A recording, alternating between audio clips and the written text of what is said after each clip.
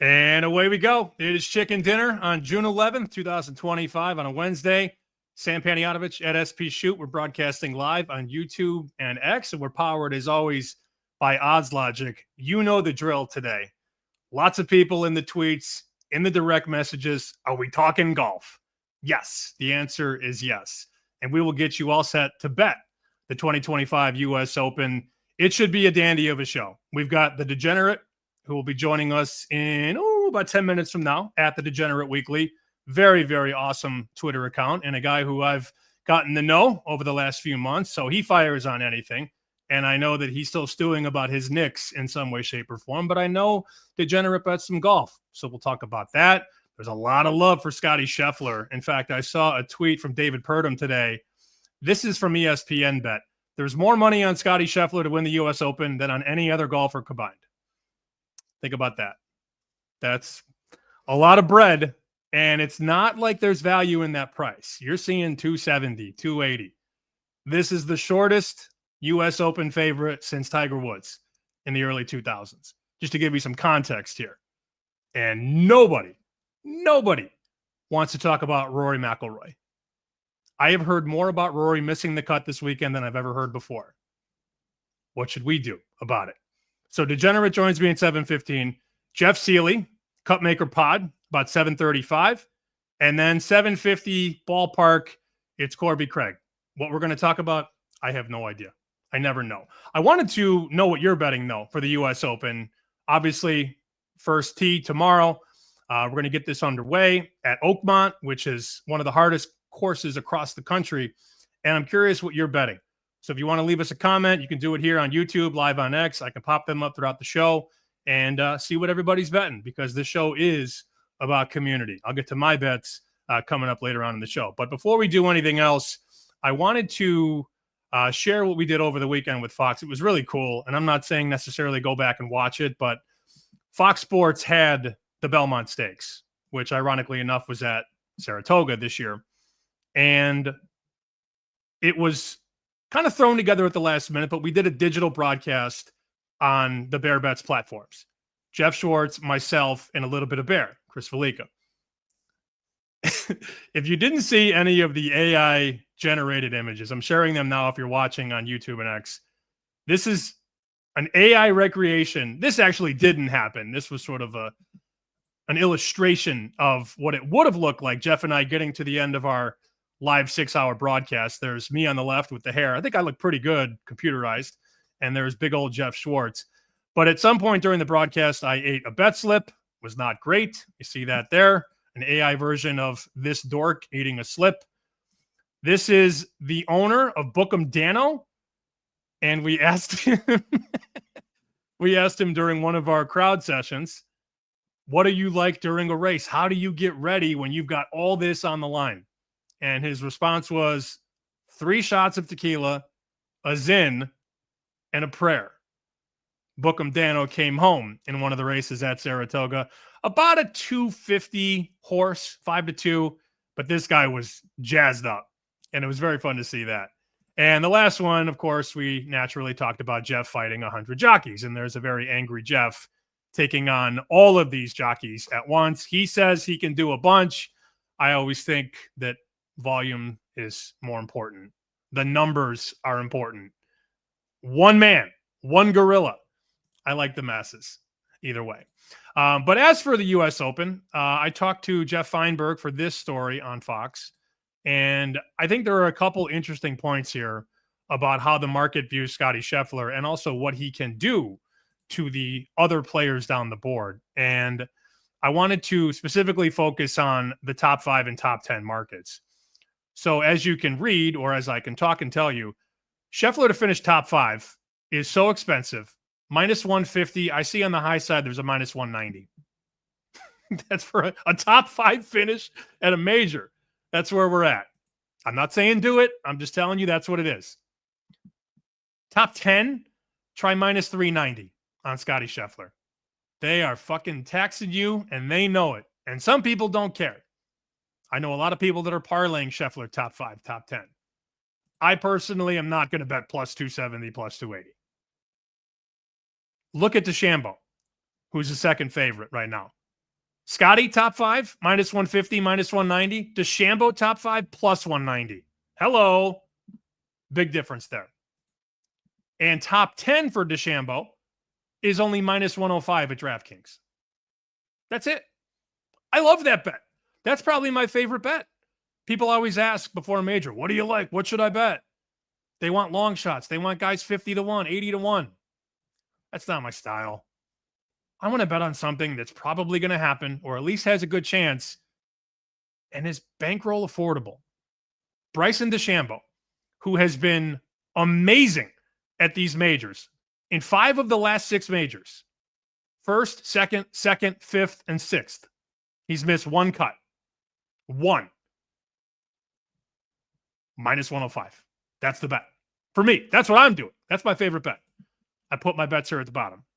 And they just wanted me to scale them accordingly with like $100 budget, or $100 bet being a big bet, give or take. So I went DeChambeau top 10. They called it minus 110 consensus. Okay, fair enough. Other books I saw minus 130, so get the best number. I do like Bryson to win, but it's a much smaller bet. And then Jeff Sherman has been telling me about Harris English for a month. Jeff makes, of course, the golf numbers at the Westgate. And he bet English to win at 150 to 1. That number is long gone as it goes when you deal with Jeff. But that doesn't mean that you can't look at him in other markets. So I went English top 20 at 2.25. And this one, Jeff has been playing this even at this number, which is still readily available. Harris English, first round leader. It is 70 to 1. He likes English. So how do I wiggle? How do I bet English? Well, I'm not going to take the outright number because it's probably not going to happen.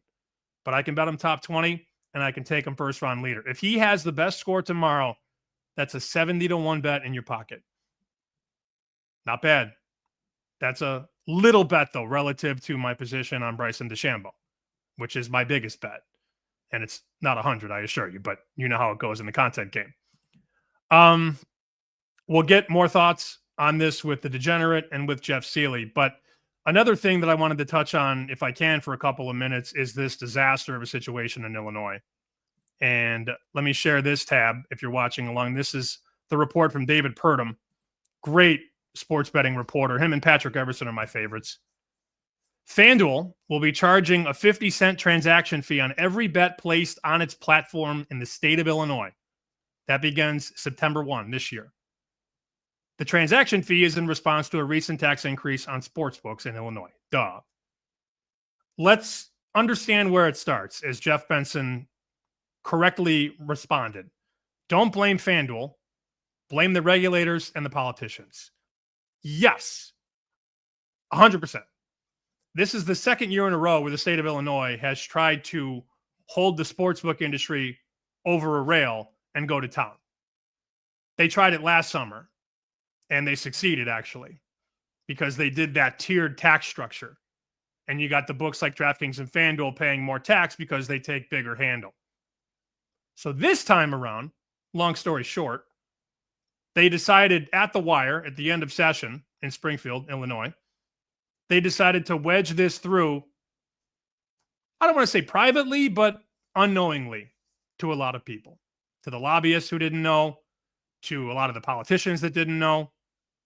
We're going to just jam this through at the last minute. We're going to do another tax. Okay. And then before you know it, it's signed and it's done. FanDuel doesn't want to do this. DraftKings doesn't want to do this, but these books are paying exorbitant money to begin with. And now you have to pay even more money for the second straight year in a row. You knew eventually it would roll downhill on the customer. And here's a really interesting breakdown of how this works. I followed this account at The Sharp Plays. I trust the guy. I trust the math. And I have seen some of the reactions to it, and it seems to be pretty legit. So here's an idea of what this does. $100 bettor at minus 110 on 100 bets has to hit 53% to break even or get over the top. And that is a net profit. If you go 53%, at minus 110, you're going to make $118. However, if you add in this 50-cent fee to every bet you make, that $118 becomes $68. Well, it's only 50 cents. What's the big deal? It's $50 at this rate. And that's just $100 better. The ROI, according to the Sharp Plays, drops 57.6%. And that's for a winning bettor hitting 53%. I also think, and I've talked to some guys who bet props, and we'll get into this with the Degenerate, if you're betting 10, 15 props a game, like a lot of people I know like to do, and do it pretty well, that's 50 cents per bet. So if you make 20 prop bets, that's $10. And if you do it every day, do 10 times 30. That is $300 in fees you're going to have to pay. Just to pay the pauper, just to play there. Nah, don't do it. Don't do it. How do you bet there? How do you bet there? If you're serious about grinding out a profit, I know most of you aren't serious about making this a living, but if you're trying to at least make some money, how do you pay a transaction fee every time? It's like going to the ATM and paying the fee there. Just a waste of money. $3 to take your money out? $5 to take your money out? How about 10 if you're in Vegas? Oh, whatever. I'm drunk. I'll pay $10. Take money out 10 times. That's 100. Unbelievable, man. And this is my home state. The big fear is that if it works in Illinois, you're going to have the governor of New York and the governor of Pennsylvania and the governor of you name it is going to go, oh, look how much more money they're making. Look at what they're getting. Let's do the same thing. And now you have sports books who have to do it in other states. The irony, to wrap it up, is that legalization was supposed to get us away from the black market, the local bookie, the illegal market. This bullshit is going to send them right back if it gets as bad as it could. It's unfortunate, man. It really, really is. All right. Enough of my BS. Let's bring in one of my guys. Degenerate at the Degenerate Weekly. You're in a pretty big state, right? You're in New York or New Jersey, correct? I'm in New York. Yep. It's that state tax is already insanely through the roof. Can you imagine what you would do if it hit New York, New Jersey, and now you got to do this? You got to pay the 50 cents, or hell, New York might try and make it $1 for all we know. Can you imagine? Like, how would this affect your betting? Well, I mean, it would affect my betting in the way that it would affect everyone's, which you kind of broke down really well. It doesn't seem like a significant amount of money at the time, but you then played out of the course over, now we have 18 weeks in an NFL season, and I'm not good at betting NFL player props, but I sure as shit love doing it. And I'll fire off maybe 8 to 10 in the 1 p.m. games, and then you get down 4 o'clock, and then the next thing you know, it's a 20 to 30 bet Sunday, just Sunday. So, and I was somebody, I'm in my late 30s now, but from 20 years old to 30 years old, I was a minimum bet guy. I was, and again, for the most part, it was the illegal bookie thing, but my minimum bet was $50 or $25, $15. I was using like a sportsbetting.com website way back in the day, where if you withdrew money, they'd send you a check, which one time it bounced and you had to fax over my ID, which was crazy. I think that's the last time I used a fax machine. But yeah, I mean, look, like I'm happy sports betting's legal. I just remember it a few years ago where it wasn't legal in the state of New York, and I had to drive to New Jersey. I paid a fucking toll, the Holland Tunnel. That's $10 each way. You go in and out just to go to the sports book at the Meadowlands. So I'm like, look, I'm not the sports book are my enemies like type of guy, because it is what it is. I'm glad they're in business. I'm glad that I'm able to make a bet from my couch on my phone. But it sucks. I mean, they got us by the balls. I just hopped in when you said it's. I think it was Jeff Sherman or someone's like, it's the politician, it's the regulators. You hate them first before you hate the sports book. I've never liked politicians, so they never seem to make the right decisions. And yes, being in New York, it's amazing how the best city in the world is ran by some interestingly incompetent individuals. But it is what it is. They got us by the balls. What am I going to do? That's a perfect way to wrap it up. I just wanted to show one more stat. I just talked about the $100 bettor. This is sort of a follow-up because, as you can imagine, to that tweet that I just alluded to, the $100 bettor, somebody responded to the sharp plays and said, so wait, if someone had an average bet size of 20 or 30 bucks, they would actually lose money hitting 53% in Illinois if they played at FanDuel. Yeah. And he responded with, here it is. The math is on the screen if you're watching. I'll read it if you're listening. If it's a $20 average bet at 100 bets, here's what 53% win gets you. You win 1060, you lose 1034. So your profit is 26. If you have the fee, you pay the 50 in fees, and you're actually down money despite hitting 53% on 100 bets. It might not sound like a lot. Some people might not care, but the math is mathin', as they say, my friend. Yeah. If I was, I mean, I don't bet very large sums of money, even still at this current point. $100 is my unit, but yeah, I think it really sucks for the amateur, beginner, novice bettor who's also trying to do the right thing and probably betting within their means and betting, what they can only afford. And, $5, $10, there's a lot of people that bet that much, and that shit adds up. All right, let's get to some comments here. We want to hear your bets if you're following along. This is from John Massey. Already have a Rory top 10 in pocket.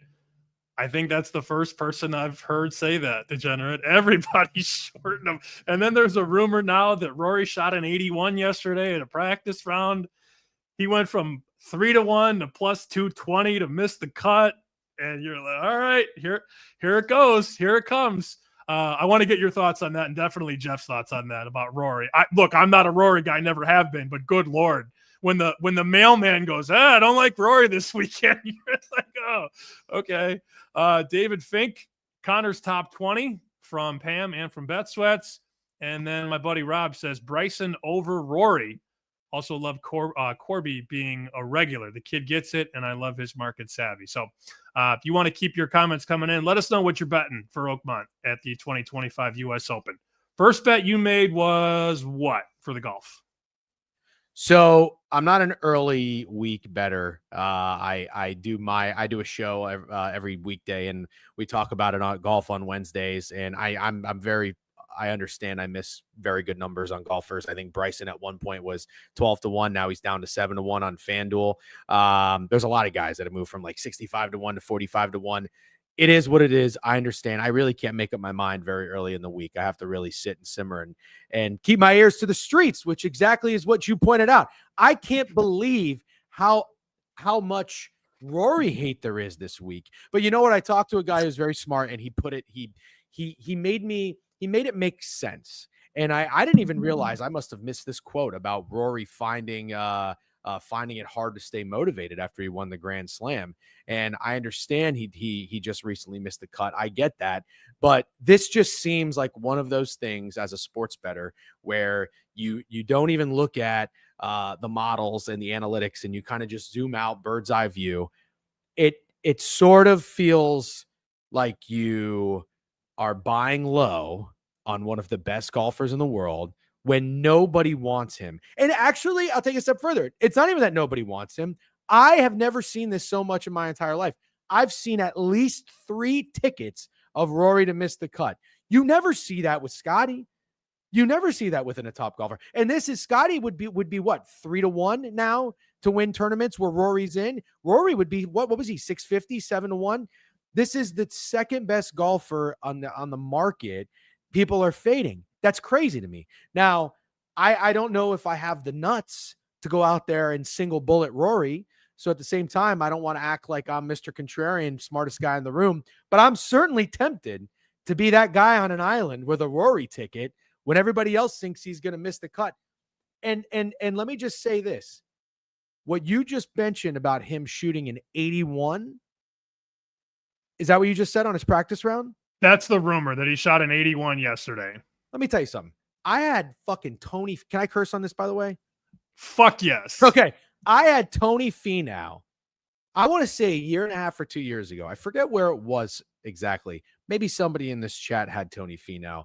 And I remember hearing he set the course record on a practice round. He shot like a 59. And I thought to myself, oh, hell yeah, because that was one of the few times I did bet earlier in the week. Tony Finau was my guy. That asshole missed the cut. So I don't give a shit about practice rounds. I don't give a shit. If anything, what you just said about Rory shooting at anyone almost makes me like him more. But again, with all that said, I don't have him in pocket. I don't have a bet placed on Rory, but I'm certainly thinking about it. I haven't done anything with Rory. I'm just laying out the facts. And yeah, here's the numbers at the range, I guess, of American sportsbook. So on the high side to win, he's 14-1. On the low end, I don't know if that API feed is up to date. Is he really plus 650 at Caesars? I don't think that's right. He is boosted on Bet365 to 18-1. And he was 6-1, 6.25, 650 at the Masters. Now I know the form isn't great, but everybody knows it. Everybody knows it. I'm not saying bet him to win. I'm looking at these markets, top 5, 260, 250, top 5. And then top 10, plus 130, plus 138, plus 123. Don't bet the 105. Always get the best number. This would be, I think, the time to play him in the exotics. But I know people are definitely betting against him in the matchups. It's a polarizing handicap. I'm certainly not saying fade him, but I'm not there yet to bet him, at least yet. Maybe I'll wake up at 4 a.m. sweating my ass off and pop a couple of bets in. But I've never seen it like this with Rory. I've never seen it. And it doesn't mean that it's right or wrong. It is what it is. Patrick Everson chiming in here. Jeff Sherman definitely got me on Harris English, as did Wes Reynolds. Did you see that floating around? Harris English is one of the hottest names. I'm trying to remember who it was at the Masters. There was not Schauffele, but it was somebody in that second tier, third tier, and everybody was talking about him, and they missed the cut. So when everybody says Harris English, I get nervous. But I did bet first round leader 70-1, man. I had to. Because if it doesn't get put in by me and it wins, I'm never going to hear the end of it, ever. Oh, I don't blame you. I have so many of those bets too, where it's like, okay, if I always say all my homies are on this, and if they're partying, I want to party too. So it's like, I consider it like my cover charge to go to the bar, to go to the club with the friends. Like, I just want to be in there if everybody's having a good time, even if I don't necessarily like it. But I'm with you. I get concerned sometimes when everybody's on the same guy. But I will say this. I don't know how long you've been betting golf. I've been betting golf since probably 2018. And I had like the best beginner's luck run of my life starting in my golf betting career. My last year and a half has been abysmal. But what I have found in keeping my ear to the streets again and following is in golf betting, you have a lot of smart, intelligent individuals who make their picks based off of models, right? And I don't know, everybody seems like they're making their own models. They make their own tweaks, whatever it is. I don't have a model, okay? Not that I'm anti-model, but for a period of time, there was a year to 2 years where I felt like anytime I heard all the model guys on a guy, I wanted to be on the opposite. I wanted to be on the guy that I thought was a pretty good golfer that was not getting any love. And I was finding some success. This year, being that guy has done nothing for me. I feel like the model guys and the model bettors are having a lot of success. Most recently was Minwoo Lee. Do you remember when Minwoo Lee won? I felt like everybody was on Minwoo Lee.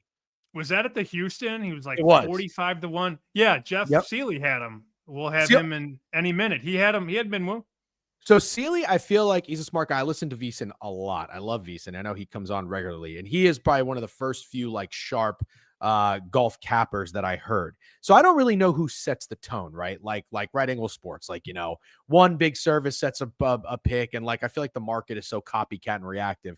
So I don't know who it is, but let me just tell you right now, I got dipshits in my friend circle who I don't even think know who Harris English is talking about they're on Harris English. So that is a cause for concern.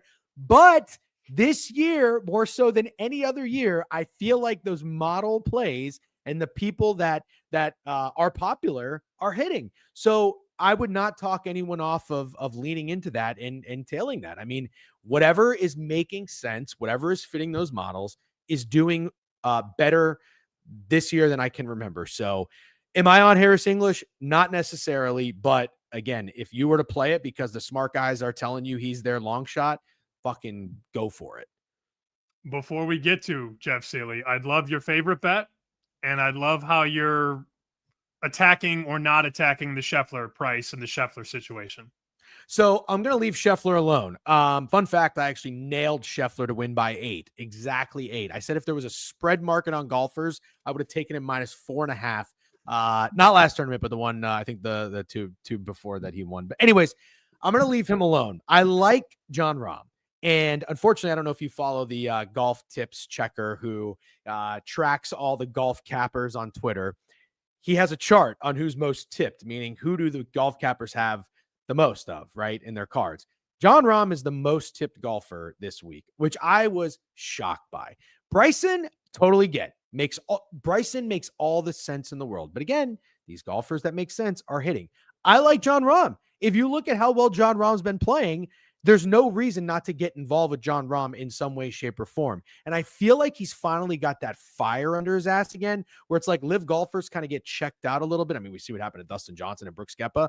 I don't know if Jeff Sealey is in here waiting, but I know that he loves Brooks Koepka in majors.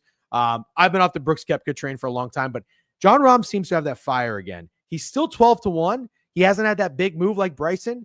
Maybe he's getting tipped and people are on him, but the big bets aren't on him. I don't know. That's my top guy. And then I got to go with limp dick Shane Lowry. This is a guy I would love to get a beer with. He just cannot win a golf tournament. Like, I know he's won. He can't win. Is he going to win a major? Has he ever won a major? I'm not really sure. Is he going to win this tournament? Absolutely not. But am I going to bet him still at 45-1? Absolutely yes. I want to share, if you enjoy this conversation as much as I do, I want to share our guy's YouTube channel right here. Very simple. At the Degen Weekly. There's all the shorts. Look at that pretty face. There's all the videos. Check them out. And then, of course, on social as well, at the Degen Weekly. If you're following along on YouTube and X, there he is, smoking, I hope, a spliff. Nope, it's a cigarette. It's a cigarette. Oh, wow. Without further ado, let's bring in the former president of the Brooks Koepka fan club, joining us from Indiana. Oh, we got to change your title because it's covering up your face. What is your headline? I bet on Dustin Johnson this week. Ask me anything. I'm going to wipe that out so we can actually see you. That little tab was coming over your face. What's up? You got the Pacers in the NBA Finals. So first of all, for those who have not seen the Degenerate's Twitter handle, hey, we've never met, so nice to meet you. Likewise. And he has the best pinned post. I absolutely love your pinned post. That's so elite. It's phenomenal. I love that. So kudos to you for that. And thank Sammy, you. The guy you were talking about, the Masters Harris English was Russell Henley. The whole world was on Russell Henley, and he missed the cut.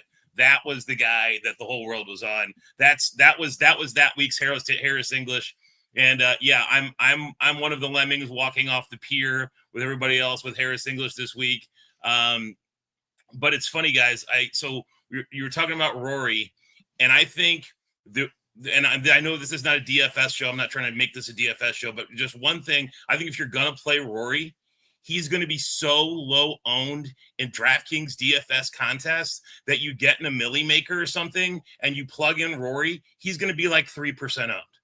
And then you build a lineup of whatever you want around him and try to win $1 million. That, I think, is one way to play Rory. And then you mentioned the boost. I just parlayed Rory because I'm not on Rory this week at all. But actually, when you mentioned the boost, I just parlayed Rory and the Pacers money line tonight. 50 now. I got a 50-1 Rory ticket if the Pacers win the night. So that I figure is a decent way to play Rory. So those are my two ways. I have one ticket and the DraftKings Millie with Rory in it, and that parlay you just mentioned. Other than that, I'm full fade on Rory. I love this. Sealey's sitting in the green room listening to us talk, firing more bets. Like, that's chicken dinner. That's how we do, Jeff. I see your bets. I love your bets. And just to remind people, Jeff has been really seeing the ball well last few months. Had Henley at the Arnold Palmer, 45-1. Hovland at the Valspar, 45-1. Minwoo, as Degenerate brought up, 45-1 at the Houston. You had Straka at the Truist, 40-1. And was it you? Yeah, it was you sweating Ryan Fox last week. Had Ryan Fox last week. Yeah. Yeah. It was. I had Ryan Fox last week. It's been a fun run. To your point, it's been a great year for model nerds. But this one though, guys, I use the least amount of data, if you will, for this tournament than I have in any tournament I think I've ever bet. And there's a lot more art than I think science in this one. So I'm excited to get into this a little bit.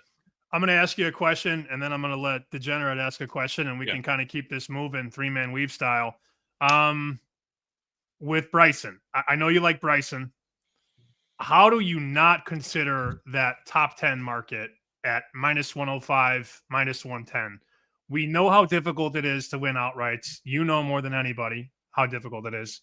But to have a guy who is built for courses like this, built for the U.S. Open game, and has been so good in the majors, last 6, right? 5 top 6 finishes in the last 6. How do you not entertain that bet at minus 105, minus 110, top 10 for Bryson? I think it's a great bet. I do. I think it's a great bet. I've laddered Bryson top 20, 10, 5 and win. And I've parlayed him so many ways I can't even talk about it. I mean, but what I really like, you mentioned Bet 365 earlier. You can parlay each way bets in there, right? I think those are a fairly fun thing to do. So but I think Bryson top 10. If you're gonna make one bet, that's probably the best bet to make for the price. In all honesty, Sammy, I think that's a terrific bet. Go ahead, buddy. My turn? Yep. Okay, Jeff. So I've been listening to you on VSiN for a very long time. You are definitely someone that I go out of my way now because Mitch and Paulie aren't in the morning to start my day. So I listen on the podcast, but I make sure I catch your segments to talk about golf. Sepp Straka, you're a Sepp Straka guy. I right now on Twitter, I have 30,000 followers. 10,000 of those followers are probably because I hit Sepp Straka for the biggest golf win of my life. I believe it was 2 years ago. I forget. He was like 70-1. He shot an unbelievable low round. I don't remember the tournament. You probably do. He came on my radar at the Olympics when Xander Schauffele won. Not this last round, but the one before, I believe. Then I actually went down to I forget the name of the tournament. Maybe it was the Honda Classic at the time. And I was sweating Shane Lowry, and it started raining, and Shane Lowry melted, and Sepp Straka caught him from behind. So I told myself, Sepp Straka's got that dog in him. And no pun intended, he's from Georgia. He's a Georgia Bulldog. So then I start hearing you are a Sepp Straka guy, and I feel like you always want a smart guy kind of aligned with you on someone, a player, a team, a coach, or whatever. So in my friend group, I always said, hey, I've got Cutmaker Jeff, who gives a stamp of approval on Sepp Straka. Now, I want to be careful on betting Sepp Straka and continuing to bet on him while also not giving a lot of money back because I have done that with Colin Morikawa.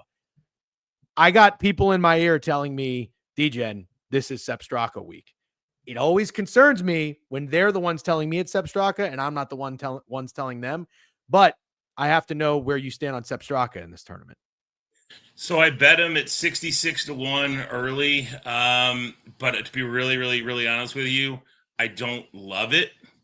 And the only reason I don't love it is because I worry about his accuracy off the tee.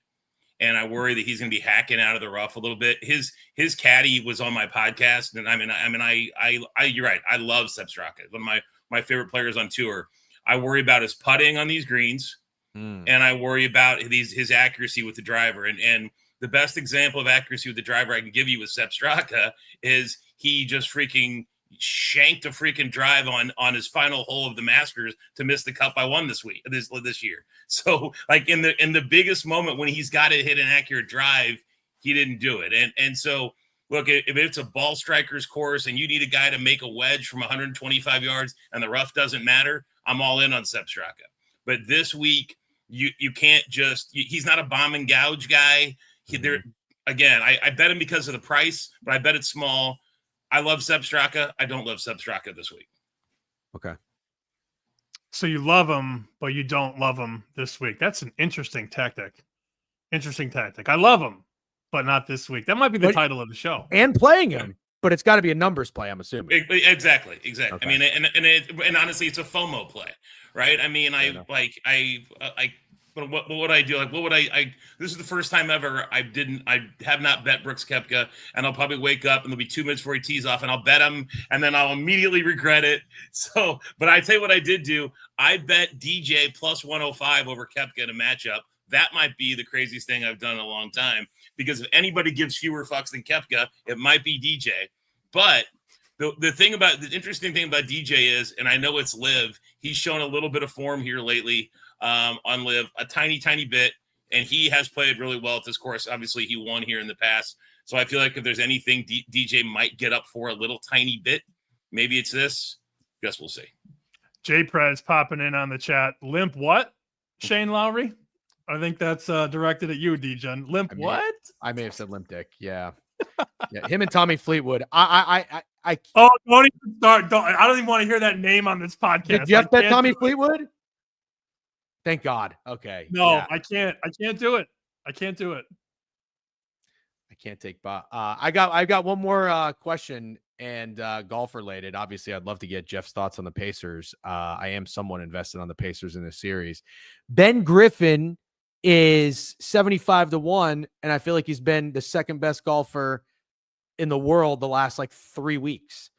And I'm not saying that the market should adjust and make this guy 20-1, but my will I lose sleep at night for not throwing a small wager on a guy who's playing really, really good golf would be Ben Griffin. So I feel like I have to have something on him at 75-1. Are you all the way in or all the way out, or all the way out on Ben Griffin? No. I have not bet Ben Griffin, but if I could make the same case for Ryan Fox. Fair. Right. And so I think if you're going to bet Ben Griffin, bet Ryan Fox. And I think if you're going to bet one of them, bet him in the first round leader market, because they're not going to win the US Open. Right.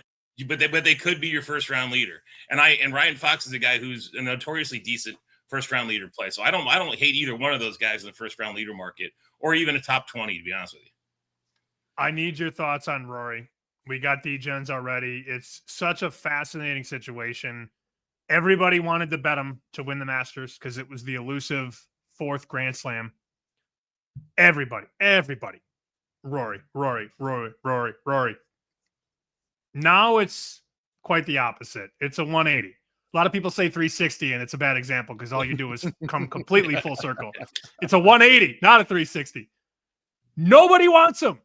They're leaving him at the fucking firehouse, Jeff. What do you do with these Rory prices? 16-1, boosted to 18-1 to win, decent top 5, decent top 10, plus price and matchups. What are you doing with Rory? That's why at the beginning, I faded him in every matchup known to man, but I did just throw $50 on him on a parlay with the Pacers money line, right? Because now he's 50-1. You throw him 18-1 on that odds boost on Bet365 with Pacers money line, he's 50-1. And I threw him in one lineup in DraftKings in the Millie Maker because he's going to be 3% owned. So you can play him with Harris English. You can play him with Bryson DeChambeau, who are going to be all the chalk, and throw him in there with Rory. And now you got that's a bet that's live to win the million, a DFS play that's live to win $1 million if he gets there. So I'm not going to play him in any matchups. I'm fading him. I bet Rahm against him. I bet Bryson against him. I'll bet anybody against him on under $2. But there's a price for everything, right? And to your point, he's a world-class golfer. He's one of the top 5 players in the world. Something weird's going on. But to your point earlier that you said, when everybody's zigging, if you're going to zag, and there's one guy you could do it on, it's maybe Rory. I think you find a creative way to do it. And those are two of the ways that I would do it, the way I just do it, the parlay and play him in some DFS. I got one more question I want to get to here in the chat, and then we could talk about your Pacers and what's going on there. A lot of love on the Thunder money line. I got an email that it's one of the most popular bets at every sports book, Thunder money line. And they're whacking that in every parlay tonight for sure. Massey wants to know if we're talking accuracy on a U.S. Open course, is Morikawa in play? ? Anybody can take it. Yeah, he's fine. You never hate Morikawa, but I don't really love Morikawa lately. I don't think he's been.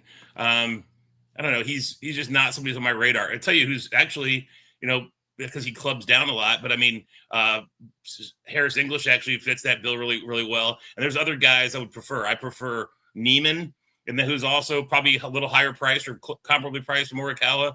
There are other guys in that range that are accurate drivers that I would take over Morikawa that I just trust more to win a golf tournament these days. Okay. Any interest, Degen, Morikawa, yes or no? Oh my God. Morikawa is a guy I fell in love with as when I first got into golf betting. I think I forget where it was, 30-1 overseas, right? British Open or something like that. Did he win? like 4 or 5 years ago. I thought, and I didn't realize this was such a popular take, but I was like, oh, he's the next Tiger. Like he's going to go on an unreal run. I've given so many units back on Morikawa, I can't even think twice about him. But I do have one more question now that I think about it. Jeff, I think you're a Ludwig fan as well, if I'm not mistaken. I think that was your guy for the Masters. Not that I'm trying to bring that up and as a losing bet or anything, but I can see why you or anybody would love Ludwig. I've been on and off of him a little bit. The one time I played him was that damn tournament that I think got suspended out west. I think it was last year or something where he finished second or something. Like Wyndham Clark went like super low or whatnot. Yeah, but exactly. I feel like I'm not really hearing anything about Ludwig this week, and it's probably for good reason because I don't know. He hasn't really been in great form. His short game kind of stinks. But everything that I understand from this course is you want distance off the tee. You want to be accurate, right? You don't want to be in the rough. But Ludwig's really good off the tee, and so I'm just kind of surprised that I don't know. Maybe it's just not the right number. I'm not really hearing anybody on Ludwig, and I figured you're a Ludwig guy, so I just kind of want to get your take on that. Yeah, the sharp guys are on Ludwig for sure at 30. Oh, they are? Okay. Oh yeah. And I'm on him at 30. That the price is, you might never get this price again.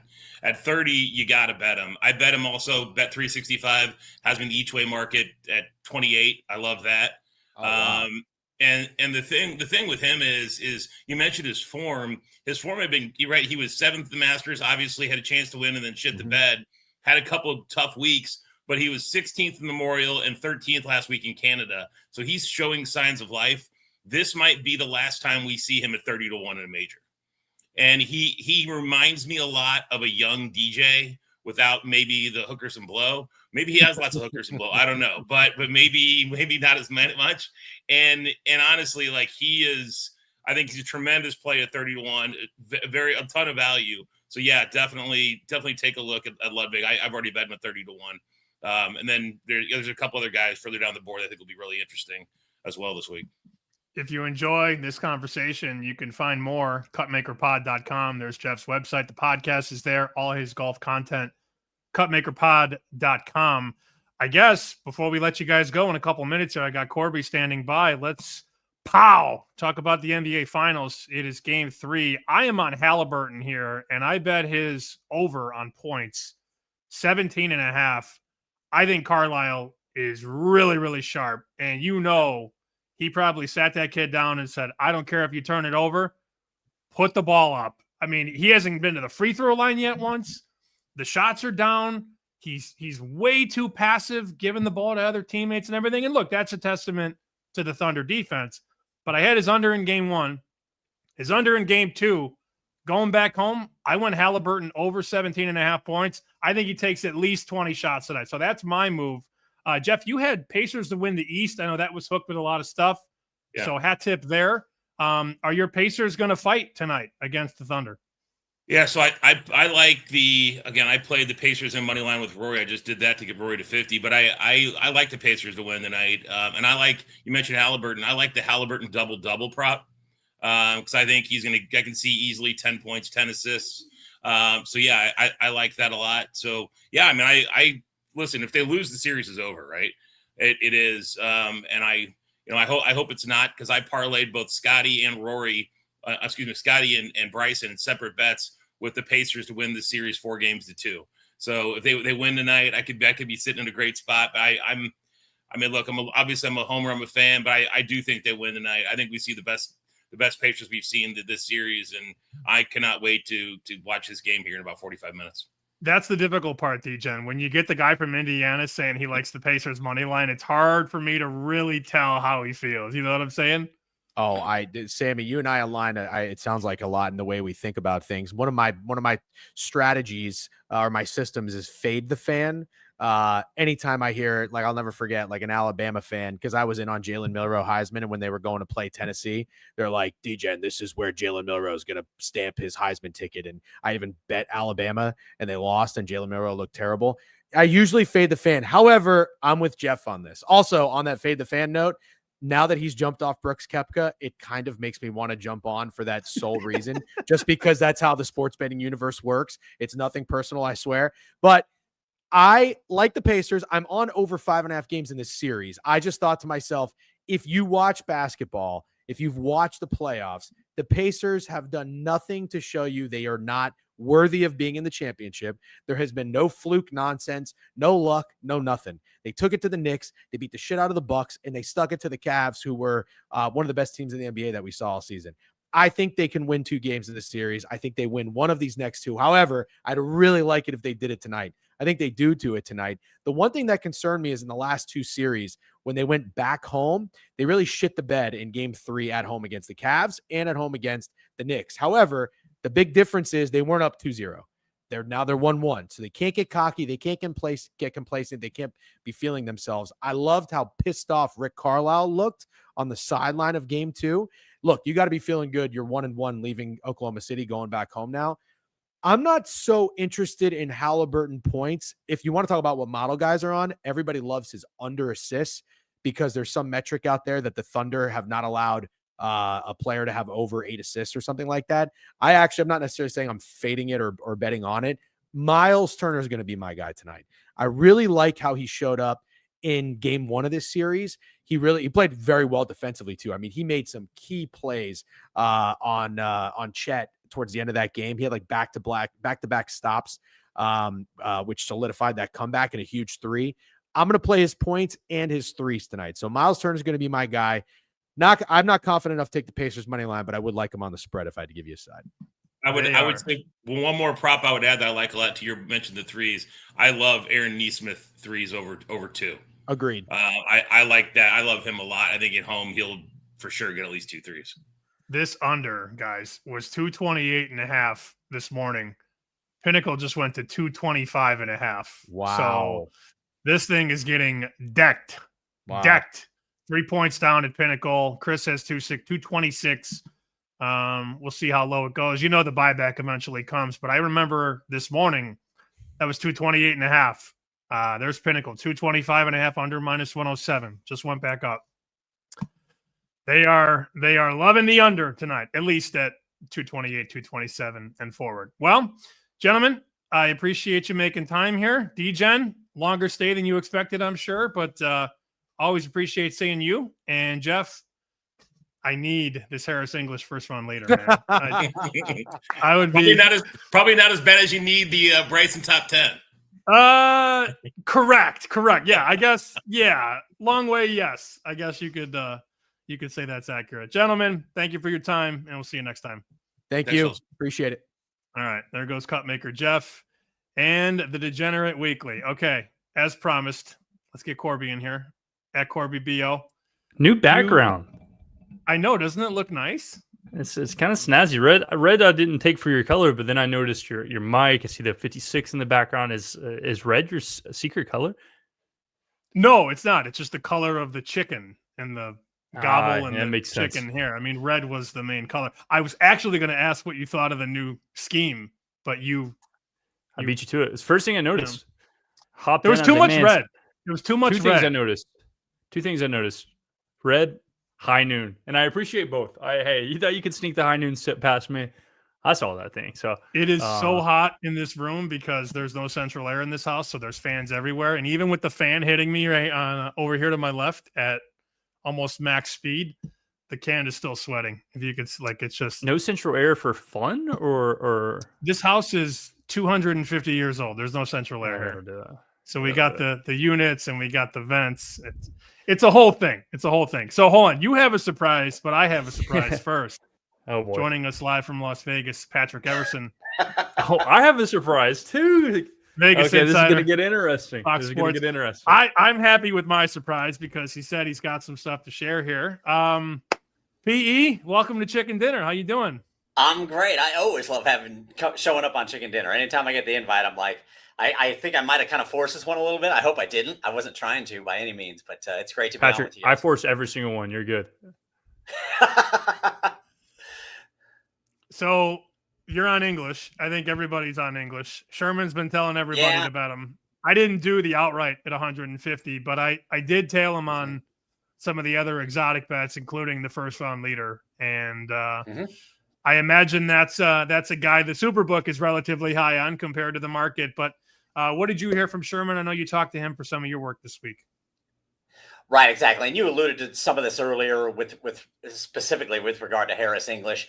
I know all of you on the show today have been talking about Rory McIlroy. He said bettors have shied away from him at this point, coming off his subpar performance at the PGA Championship. And Sammy, as you alluded to, maybe some people heard, the rumor, whatever it is about his practice round and so forth. But what he had to say elsewhere, you guys alluded to this too. There's no Scotty fatigue at all, even at this really short price. He's number 1 in tickets, and last week he was number 3 in money. But I think now, in the update that Jeff Sherman gave me, he's number 1 in tickets and money. Not necessarily a bad outcome for the Superbook because of the short number, though. A couple of the players that Jeff said they're more concerned about. You'll love the first one, Tommy Fleetwood, Shane Lowry. That whatever it was that the Degenerate called him. I can't remember exactly what was. It was funny. Shane Lowry's a liability. So is Finau. So is Matt Fitzpatrick. Another longer shot. I actually took a little nibble on him as well. I think your point about first round leaders, I mean, and really, it's just a great point that all of you bring up, is that there are alternate ways to bet these people who maybe you don't think get there, or you missed out on the best number, and first round leader is certainly a great way to do it. BetMGM sent over some first round leader numbers a little bit earlier today, and I'm just looking to see. Harris English is pretty well, he's probably 15 down the list on that.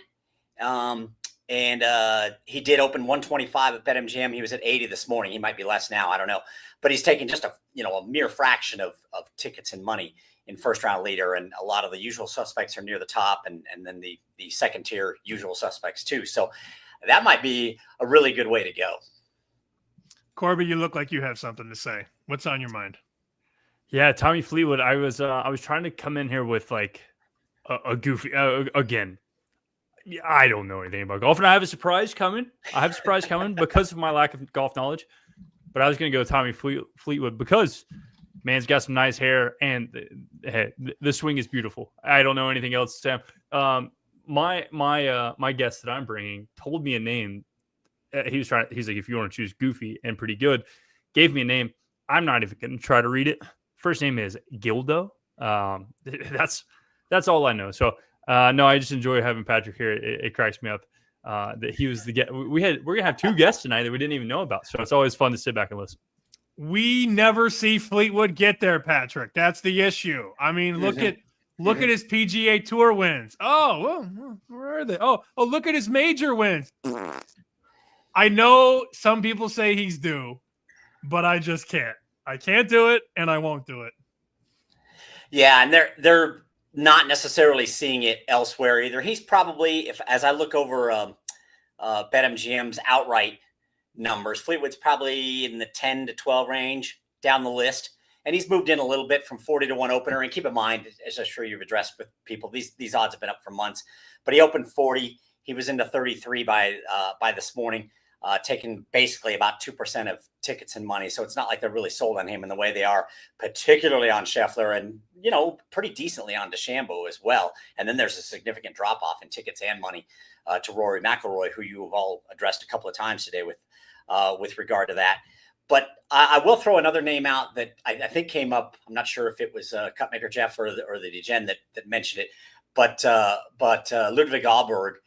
I mentioned him to Jeff Sherman yesterday, and again, Jeff Sherman, VP of Risk at the Superbook, and he said that's a guy who's definitely taking some action as the week comes along, and that's why they moved him from 25 to 1 into 20 to 1. I think he's toggled between those two numbers a couple of times, but it just seems ever since that performance at the Masters a year ago, he's been kind of a bit of a trendy play, maybe a sharp play as well, because most people aren't really betting this. The public isn't really betting this until week of, but he did say they saw something there and moved him in from 25 to 20, which puts him in like the top 5 or 6 choices on the Superbook's odds board. Anything else in your notepad that you want to get to before we get to Corbie's surprise? I see the surprise standing by. Not going to lie, I'm excited. Anything else, Patrick, you'd like to share before we get you out of here?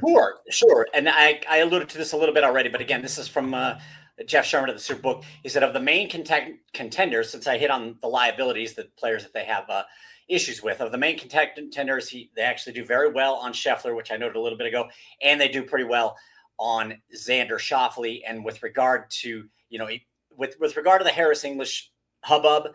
Sherman did note at the U.S. Open over the last few years, 8th in 2023, 3rd in 2021, 4th in 2020. So that's probably playing into this a little bit as well. That's Patrick Everson, Vegas Insider, Fox Sports, my guy. I'll see you in August for Wings at Naked City, all right? Let's do it. Fantastic. Thanks for having me on. I'll be there as well. Corbie will be there. I'll see you too.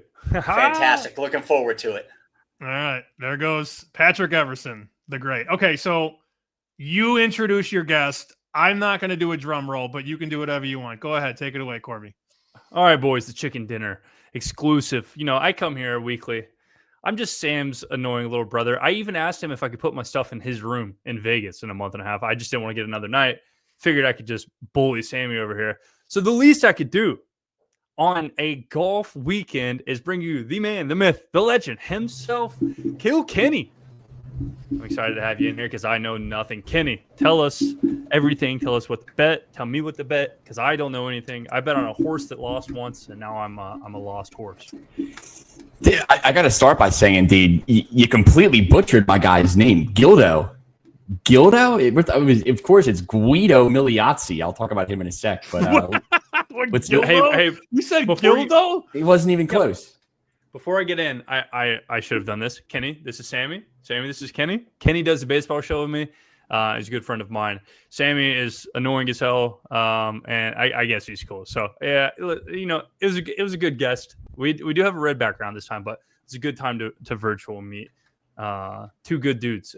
I'm not. We follow each other. In fact, I tried to book him a couple times, and I just couldn't. I couldn't quite nail him to the cross. He's slippery, that Kenny. Oh shit, dude. Well, I apologize for that, dude. It's very, very nice to finally get to do a show with you.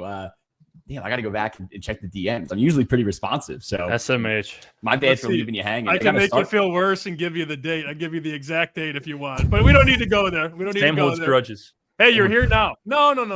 You're here now. He doesn't. All right, so you got some bets for golf. What did you bet that you just love seeing in the account right now?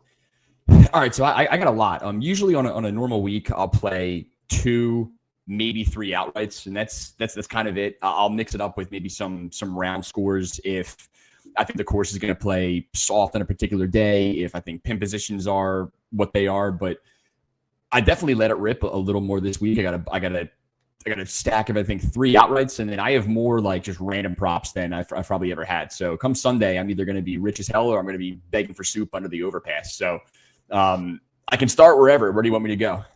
Your favorite bet. You see it and you go, God, I love that bet.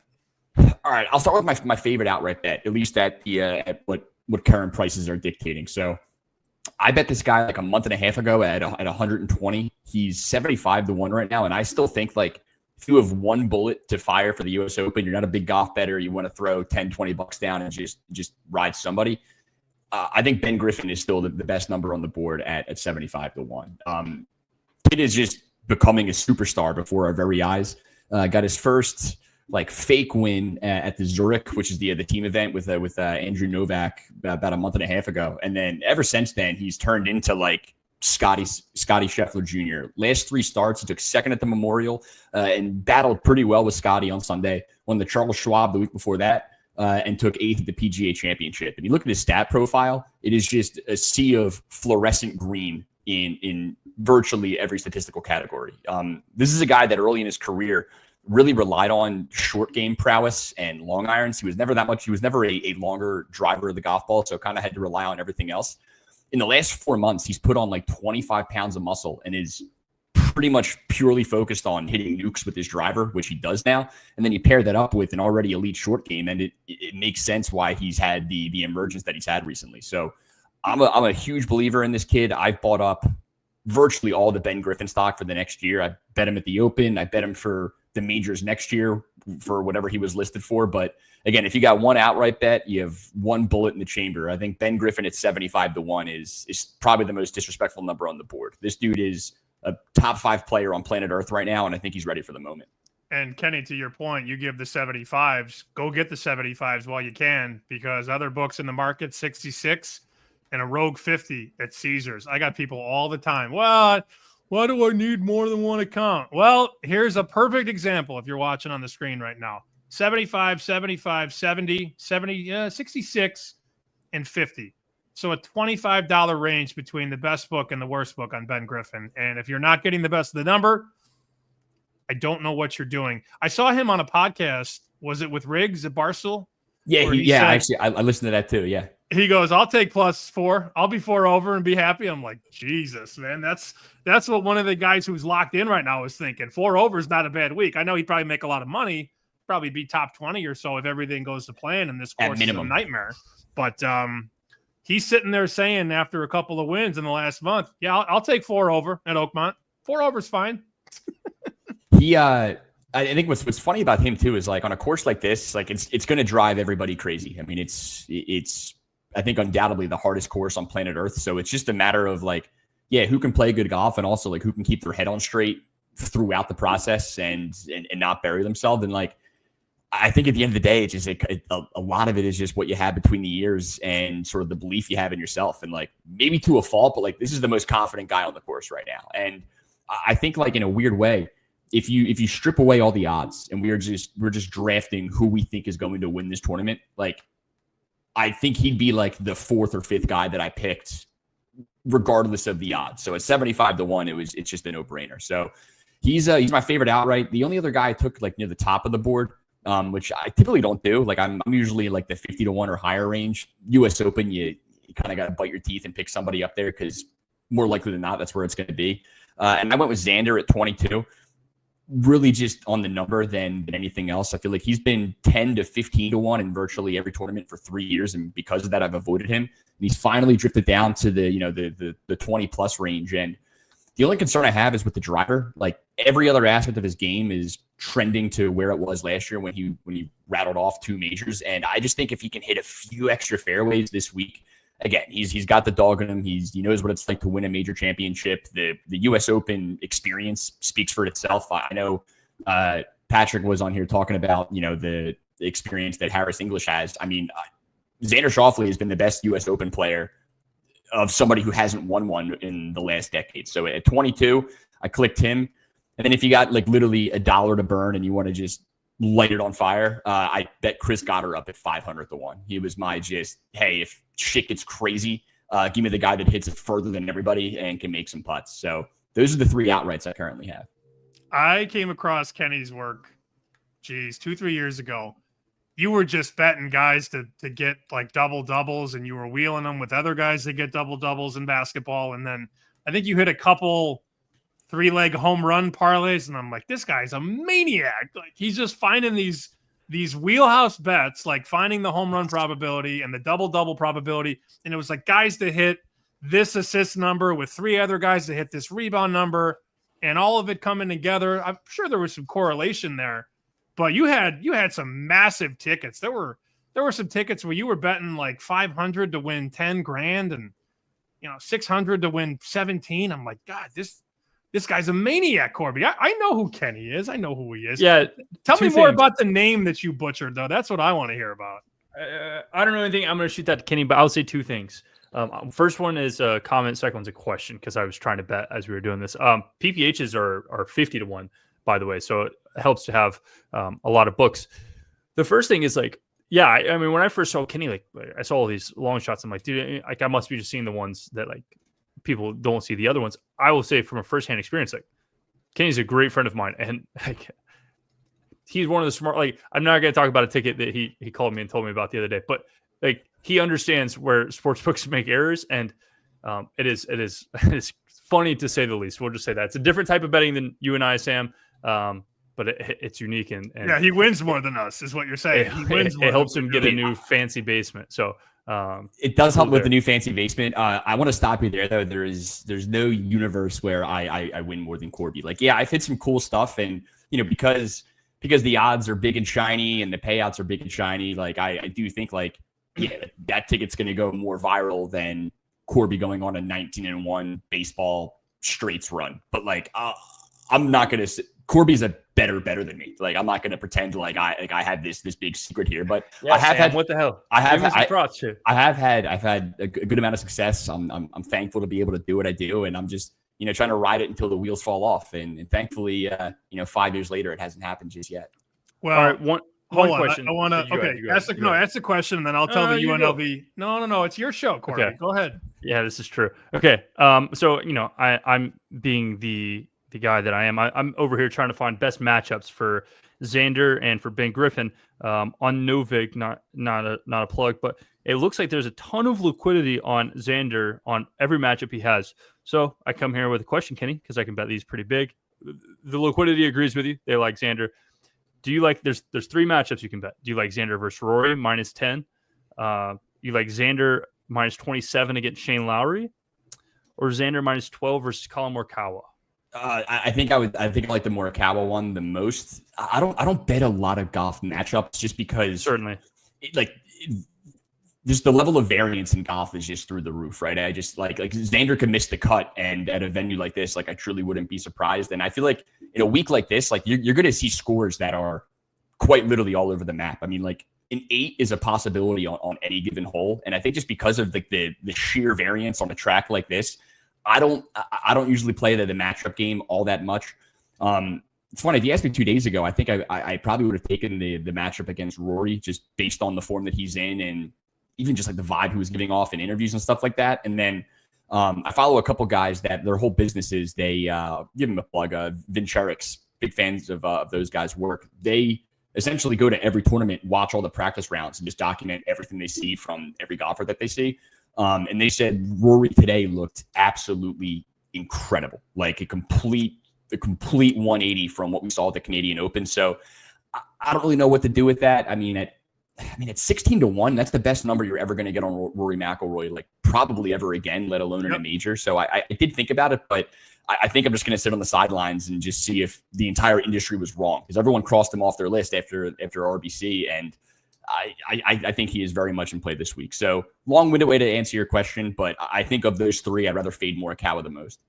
Yeah, and here I am just loading into DeChambeau to be top 10 at -105. That's where I'm at, just buttering my bread with Bryson. Top 10. That's all I care about this weekend. I'll play some with you. I'll play some. Listen, if the ship's going down, I'm going down with it. What am I supposed to do if there's no chicken dinner? I don't think it's going down. This guy is built for a course like this. His majors have been insane. I hear a lot of talk about you got to fade this guy and fade that guy and bet this long shot and bet that long shot. And I'll just take a guy who's built for U.S. Open golf and has been as locked in as anybody in the last 6 majors. So I need top 10. I don't need top 5. I don't need outright. Just top 10, -105. Go ahead, Corbie. Just wiping my nose as I bet some Bryson DeChambeau top 10. It's funny. I feel like with golf, I usually like the one Twitter account, like the Golf Checker or whatever. And like I do like those guys, but they take all the tips they get from every Joe Schmo Twitter capper and essentially just aggregate it all. And they give you like, here are the most tipped guys on a given week. And like more often than not, like I'm not intentionally doing it, but like if I see somebody that I like in that most tip section, like I feel pretty bad about it. Like I don't like if there's consensus around a couple of guys. And I feel like this week, like I know not to pick on Patrick, because I understand why everyone loves him, but like I think Harris English is like the most tipped golfer this week. And yeah, like I understand the past U.S. Open experience. I like that the form he's in. I get why he should set up nicely here, but like there's just never in a million years is a chalky Harris English like going to pay dividends. Like I don't know if I see it. And I feel like on the flip side of that, the entire industry seems to be anti-Rory. And one other guy that I haven't bet, I haven't done anything with him, and I feel like I have to, and I'm running out of time now. There has never been more anti-Brooks Koepka sentiment than there is going into this, to the point where he's like not even being discussed. Like everyone has officially crossed him off, and like in this event at this venue, he would have been like 8-1 like 3 years ago. I get that his game is not what it used to be, but I don't know. Like I look at the data and like to me, it doesn't seem like it's that far off. Like I know the live results haven't been there, but like again, he didn't really win virtually any regular PGA Tour events either. He showed up in majors. His entire training regimen is the peak at the right time. And I don't know. I think on a course that is like it starts and finishes with your ability to just nuke your driver and stay in the fairway. And despite the rest of his game being average at best, he's still hitting his driver incredibly well. So I've been staring at Brooks Koepka at 60 to 70 to 1 now for like 3 days. I haven't bet it yet, but Again, I haven't heard anybody talk about Brooksy, and I guess understandably so. But I think because of that, it makes me want to get there because I just if Brooks comes out and shoots like 1 under Thursday and is like at the top of the leaderboard, I wouldn't be able to sleep at night if I didn't have it. So he might be a last minute add. Before we let you go, Kenny, I want to share a comment from the chat. This is from Ricky Pucks. Kenny's background looks like Sean O'Malley's dream. So there's that. And I think I can help. I wanted to kind of tell the story and have Corbie add his chocolate sauce and sprinkles on top. But I can help in college football with some quarterback information. There was one time, though, I called Corbie. This would have been a Wednesday night, Thursday morning, right around 1 o'clock. So depending on where you live, it's Wednesday. Depending on where you live, could be Thursday. And Corbie's sleeping, of course, because it's 1 a.m. And I call him 3 times, knocked out. And I'm texting him. I'm like, wait, dude, wake up. We had the UNLV quarterback quitting on the team. Remember, he quit Sluka. It didn't come out until like noon the next day. No, it didn't come out till Friday. It came out 2 days because nobody. That's right. Because I was like, Sammy, are you telling me bullshit at 1 a.m? Nobody believed. They're like, wait, UNLV's in the top 25. They're 3-0. This kid's getting NIL deals. My buddy goes, Sam, he's never playing there again. So we loaded up on UNLV on the other side, rather. I figured they were playing. And it turns out, unfortunately, Kenny, the backup was fucking better, and it didn't matter.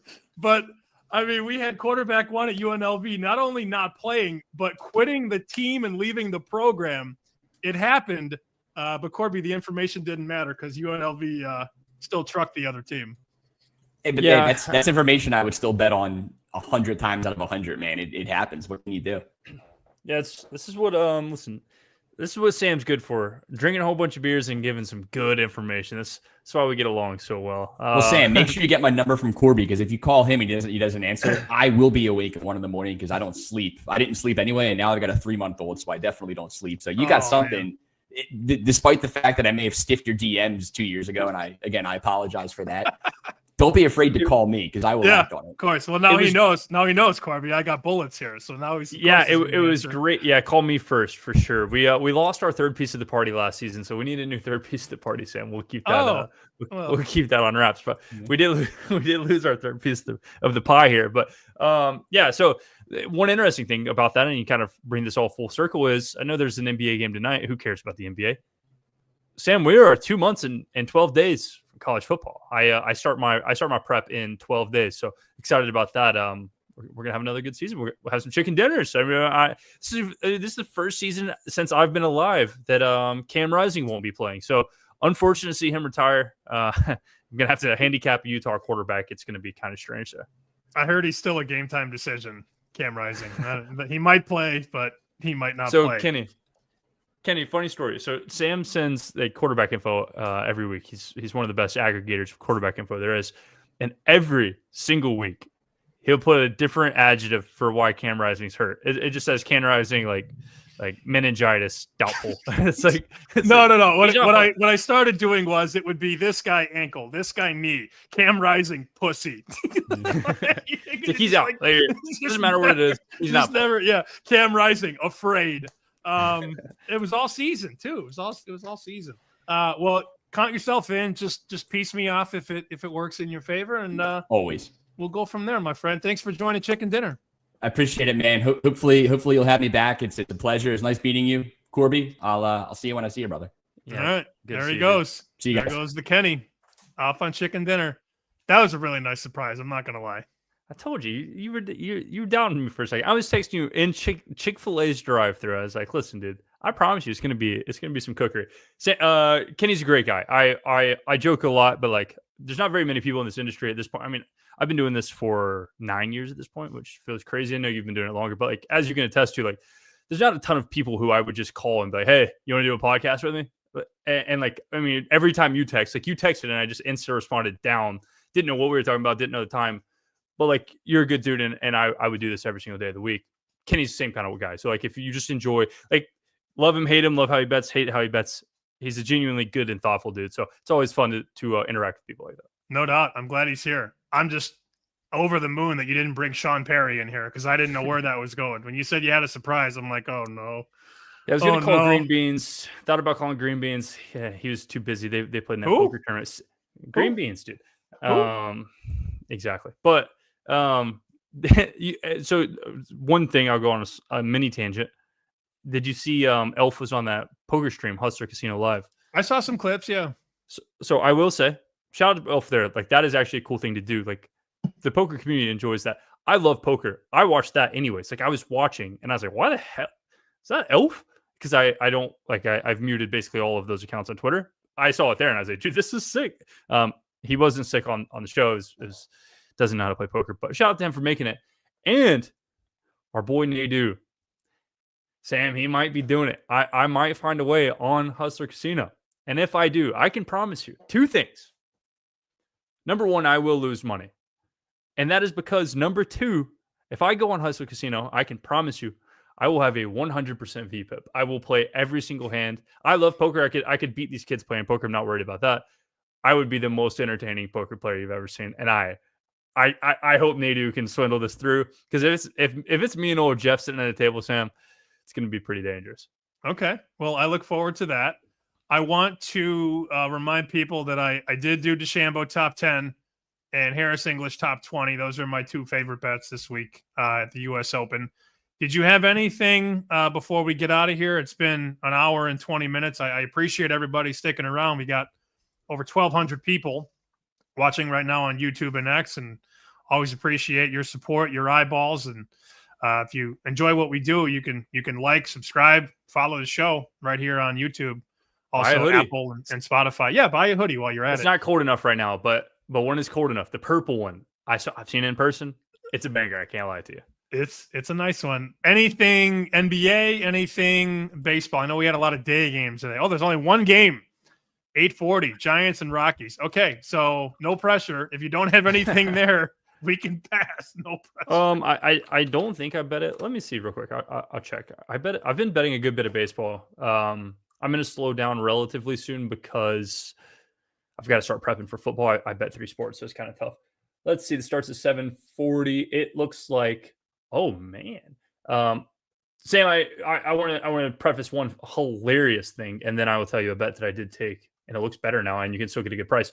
I bet Robbie Ray's over earned runs. It looks like I can't pull up market price right now on a podcast, but it looks like I have a big green check, so it should be fine. Let me pull up the current price. It's not fair to me to say a prop and not give you a price, damn it. Give me just a second. Robbie Ray earned runs. You can get a 2.5 minus 110 at Caesars. That is a good price. And that is a good price for one reason and one reason only. And Sam, I posted this on Twitter and I hope you saw it. It's the funniest thing that I've posted in a minute because I'm a funny guy. What can I say? If you want CLV in baseball, it's as easy as one thing. 8 a.m. Set your alarm clock, 8 a.m. Central, best time zone. Go bet on the Colorado Rockies money line. By noon, you will have CLV. You will have 5% or more every single day. I can promise you every single day you will have 5% CLV and you will lose. It is what happens. Someone somewhere is crushing Rockies lines every single day. And Sam, this went from Giants minus 210 at open up to 220, and at 8 a.m. shot all the way down to our current price at minus 181. Ooh, so 179 at Pinnacle. How about that? Exactly. And it's only after limited increases. It's someone who has a lot of money. I saw $32,000 of liquidity on Novig alone, wanting Rockies money. I don't know. I guess we're just watching different baseball. I understand from a model standpoint, like it's hard to model that they're going to be the worst team ever. It's kind of like when the Browns went 0-16, every sharp was like, this week is the Browns week. We're taking them plus 2.5. It's like, dude, inevitably you just have to stop. It's the Rockies. So if you want to burn money on fire, but you want to have that cool, sweet old CLV, 8 a.m. Central, Rockies are going to get bet every single day. Enjoy. No, thanks. I'm good. Good on the Rockies. Final comment here from Jake. I never miss a show if Corbie is going to be on.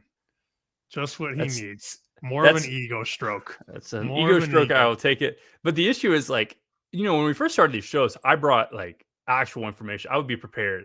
At this point, I just kind of like sit in the corner and I talk about goal-oriented, the horse. Talk about I bet Northeastern baseball. That was fun. They last like one game. And then I just bet some guy who I guess his name is Guido. I don't know, but bet him to be the first round leader. Okay. Well, I can tell you right now that the inner circle is tightening in college football. So be happy for that. And look, before you know it, we'll be breaking down college football week 1. We are already almost halfway through June. Pretty soon it's going to be the end of August, and you and I will be back to the info and back to the grind. So we can mess around during June and July, but the business picks back up in August and September. Don't worry. 100% agree. I've got one thing to leave for the road because this just happened, Sammy. Boys and girls, chicken dinner exclusive. I will be in Las Vegas with the old Sammy P again in August.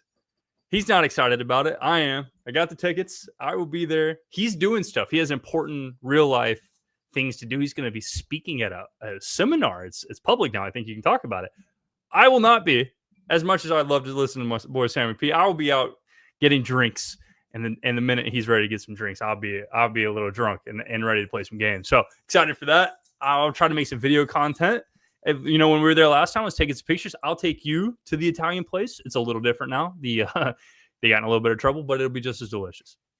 So one more quick point on Bet Bash, which I know is very polarizing these days because of a couple of the panels. Not going to say which ones. Spanky told me last year, because last year I did chicken dinner with Roxy. We did one-on-one, 30 minutes, Roxy and I, and then 30 minutes of Q&A, which people loved because you could ask Roxy whatever you wanted. I did that show in a very nice suit, and I was well-dressed, looking sharp, hair done, beautiful shoes. The very next day, I come in a Home Alone t-shirt, swim trunks, sunglasses, and Spanky said, "You are the first person in Bet Bash history to show up in a suit and then show up in a swimming trunk the very next day." So that's how we roll, Corbie, when we go to Vegas. You know that.